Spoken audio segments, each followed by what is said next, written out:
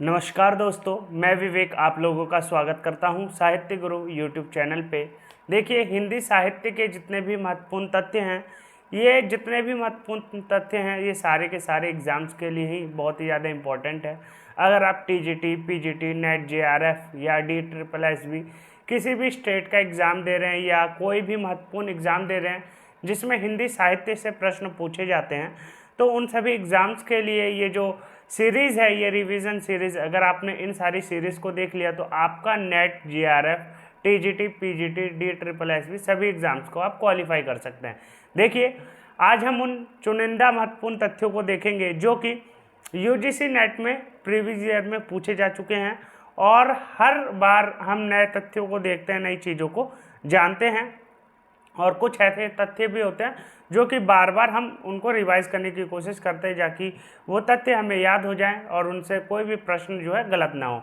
तो चलिए आइए, आज हम उन महत्वपूर्ण तथ्यों को देखेंगे जो कि हमने बहुत बार पढ़ा है लेकिन रिवीजन नहीं कर पाए हैं। तो उन रिवीजन पर्पज़ से हम नई चीज़ों को देखेंगे और सभी चीज़ों को रिवाइज करने की कोशिश करेंगे। तो चलिए हम सभी चीज़ों को याद करने की कोशिश करते हैं और चीज़ों को याद करते हैं। देखिए, कृष्णा सौबती, जैसा कि आपको पता होगा, कृष्णा सौबती स्त्री मन की गांठ खोलने वाली कथाकार हैं। मानी जाती हैं, जानी जाती हैं। इनको मतलब स्त्री मन के अंदर क्या चीज़ें चल रही हैं, उनके मनोभावों को समझने वाली एक ऐसी कथाकार हैं जिनके बारे में बहुत ही ज़्यादा प्रश्न बनाए जाते हैं। वहीं देखिए, उपयुक्त उपन्यासकार के अलावा इनके अन्य उपन्यास हैं सूरजमुखी अंधेरे के। इनके उपन्यासों का नाम है सूरजमुखी अंधेरे के, दिलो दानिश, गुजरात, पाकिस्तान। ये इनके सारे के सारे महत्वपूर्ण उपन्यास हैं जो कि सारे के सारे भारत और पाकिस्तान के विभाजन पर लिखे गए हैं। इसके अलावा इनके कई कविता संग्रह हैं, जैसे कि नई कहानी संग्रह भी है, और न जाने कितने सम्मान भी इन्हें प्राप्त हुए हैं। तो इन्होंने बहुत सारे सम्मान भी इनको प्राप्त हुए हैं भारत सरकार के द्वारा, और कई राज्यों के द्वारा भी इनको सम्मान प्राप्त हुए हैं जो कि प्राप्त।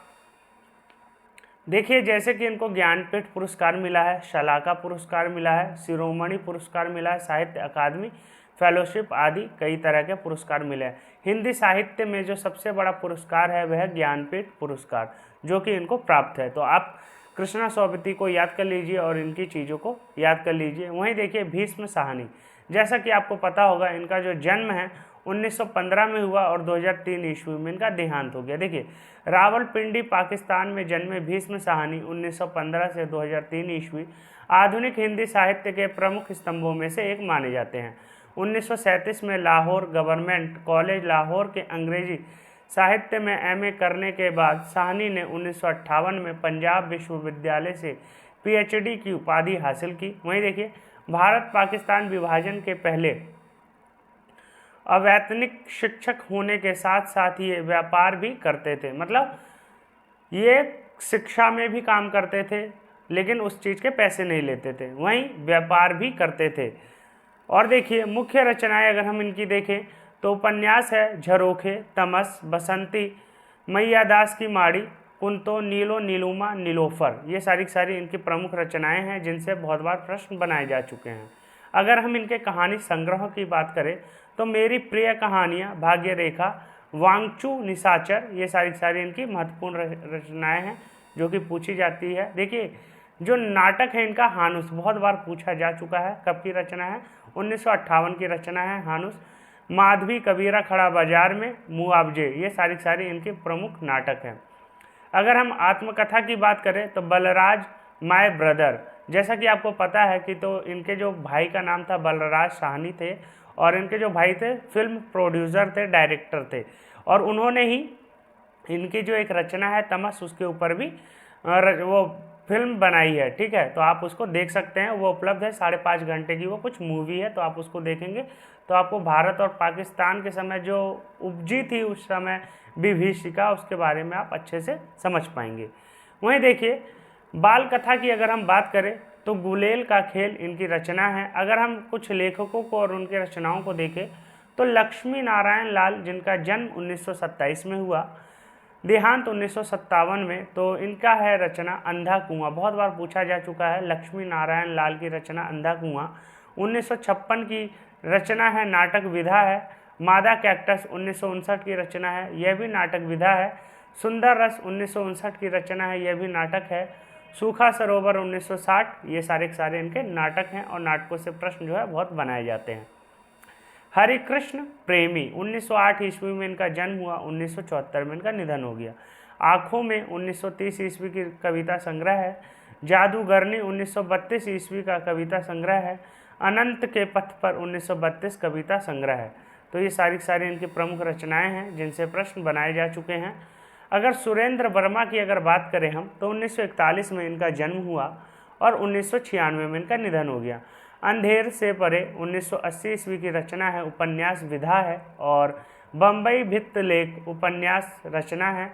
मुझे चांद चाहिए 1993 ईस्वी की इनकी रचना है, जो कि उपन्यास विधा में लिखा गया है। दो मुर्दों के लिए गुलदस्ता 2000 ईस्वी की उपन्यास विधा की रचना है। तो ये जितनी भी रचनाएं हैं आप इनको याद करते चलिए, चीज़ों को तैयार करते चलिए। प्रश्न जो हैं इन्हीं से बनाए जाते हैं, प्रश्न अलग दुनिया से नहीं आते, प्रश्न हिंदी साहित्य से ही पूछे जाते हैं। अगर आपने 60 से 70 प्रश्न आपने अगर सही कर दिए तो आपको नेट जीआरएफ होने से कोई नहीं रोक सकता। बाकी पेपर 1 पे भी डिपेंड करता है कि आप उसमें कम से कम 30 से 35 प्रश्नों को सही करने की कोशिश करें। देखिए पेपर 2 को अगर आपने अच्छे से तैयार किया, अगर आपने 1 महीने भी ढंग से पढ़ा है तो कोई दिक्कत नहीं आती चीज़ों को क्लियर करने में। तो आप ढंग से 1 महीने शेड्यूल से 3 घंटे 4 घंटे पढ़िए और चीज़ों को याद कर लीजिए।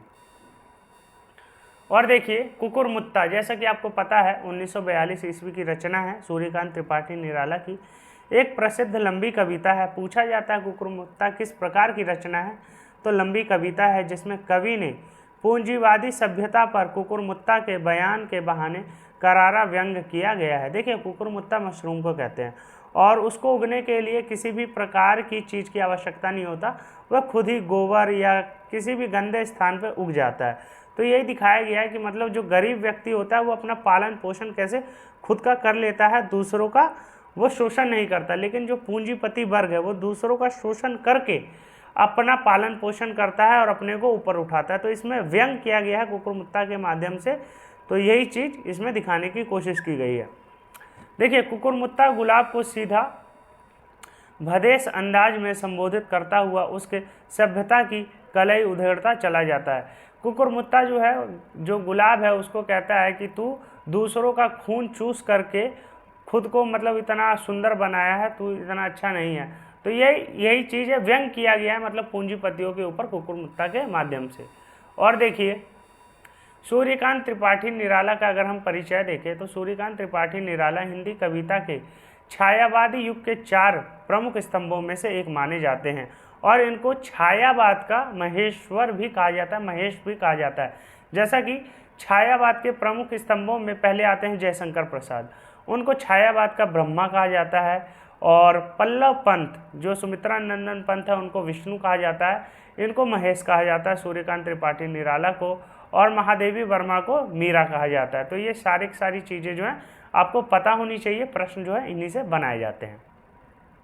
वे जयशंकर प्रसाद, सुमित्रा नंदन पंत और महादेवी वर्मा के साथ हिंदी साहित्य में छायावाद के प्रमुख स्तंभ माने जाते हैं। उन्होंने कई कहानियाँ, उपन्यास और निबंध भी लिखे हैं, किंतु उनकी ख्याति विशेष रूप से कविता के कारण ही है। अपने समकालीन अन्य कविता से अलग उन्होंने कविता में कल्पना का सहारा बहुत कम लिया है। मतलब उन्होंने काल्पनिक चीज़ें नहीं लिखी है, ज़्यादा फैंटेसी का यूज़ नहीं किया है। जो चीज़ें वर्तमान में या जो चीज़ें उस समय उपस्थित थी या मौजूद थी तत्कालीन समय में, उसी चीज़ों को उन्होंने चित्रण किया है अपने रचनाओं में। यथार्थ को प्रमुखता से चित्रित किया है। वे हिंदी में मुक्त छंद के प्रवर्तक भी माने जाते हैं। यह भी पूछा जाता है कि मुक्त छंद के प्रवर्तक किसको माना जाता है, तो सूर्यकांत त्रिपाठी निराला को मुक्त छंद का प्रवर्तक माना जाता है।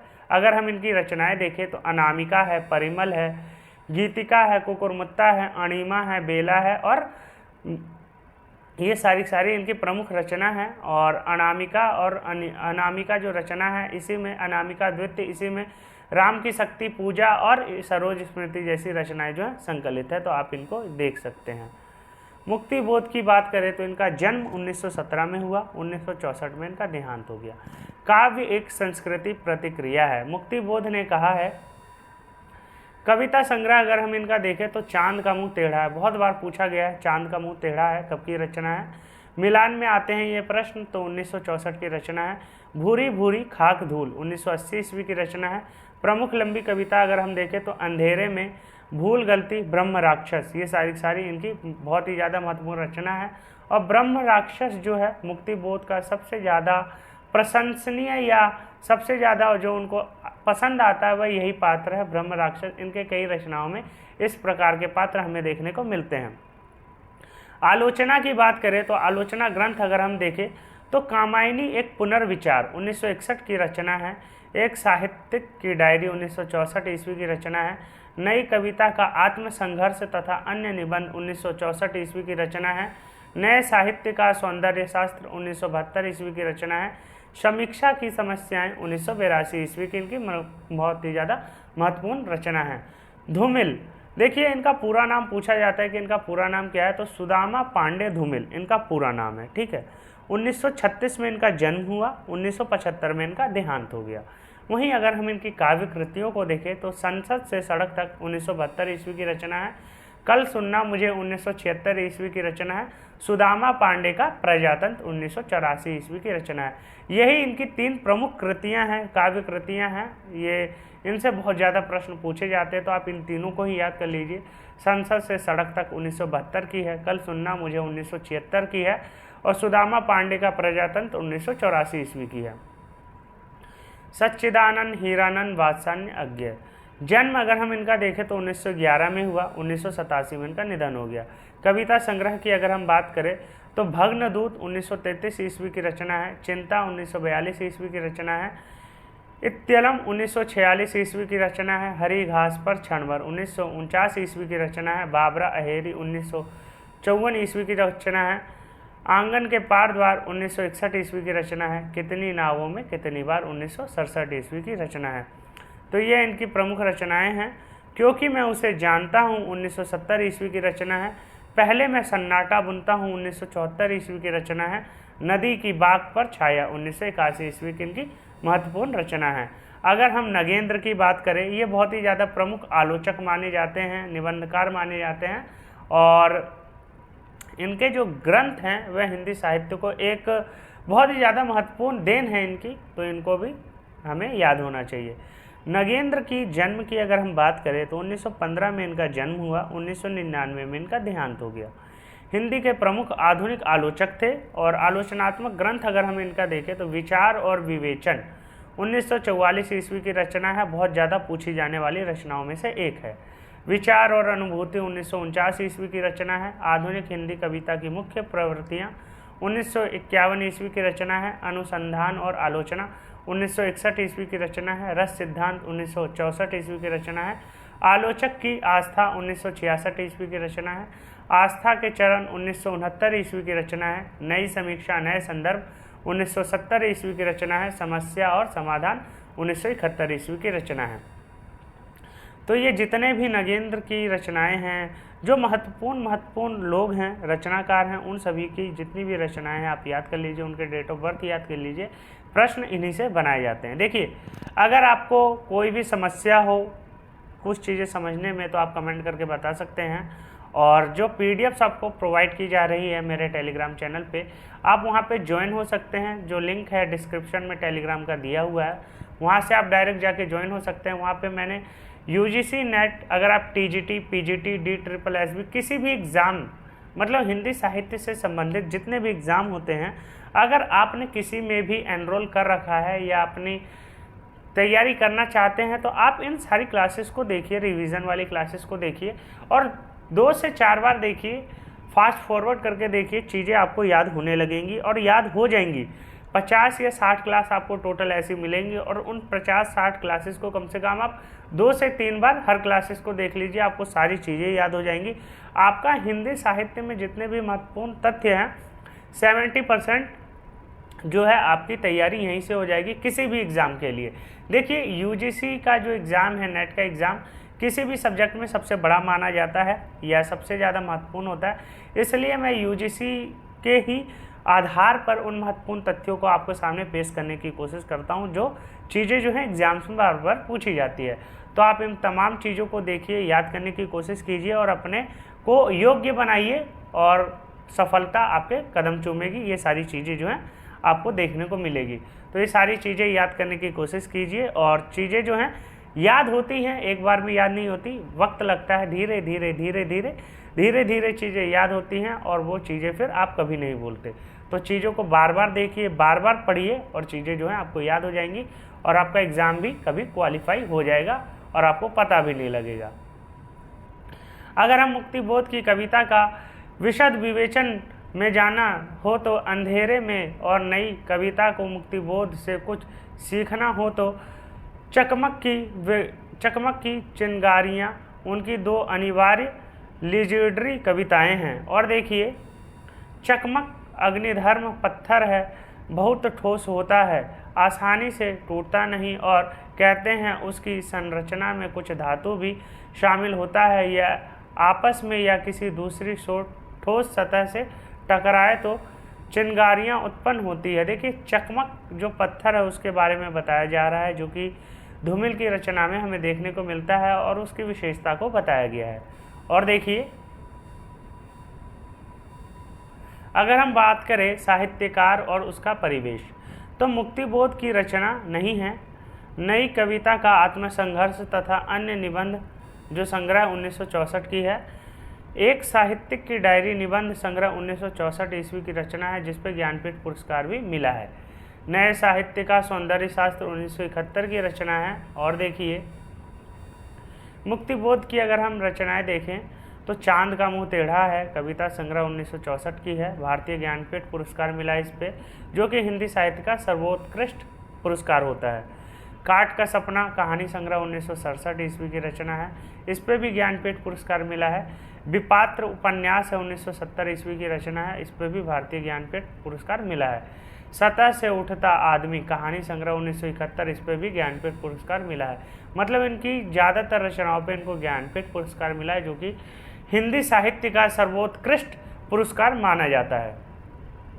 कामायनी एक पुनर्विचार 1973 ईस्वी की रचना है, साहित्य भारतीय पुरस्कार मिला है। भूरी भूरी खाक धूल कविता संग्रह 1980 ईस्वी, नई दिल्ली में इसको प्रकाशित किया गया और इससे सम्मानित किया। मुक्तिबोध रचना कालीन नेमीचंद्र जैन द्वारा संपादित 6 खंड 1980 ईस्वी की इनकी रचना है। समीक्षा की समस्याएं 1982 ईस्वी की इनकी महत्वपूर्ण रचनाएं हैं।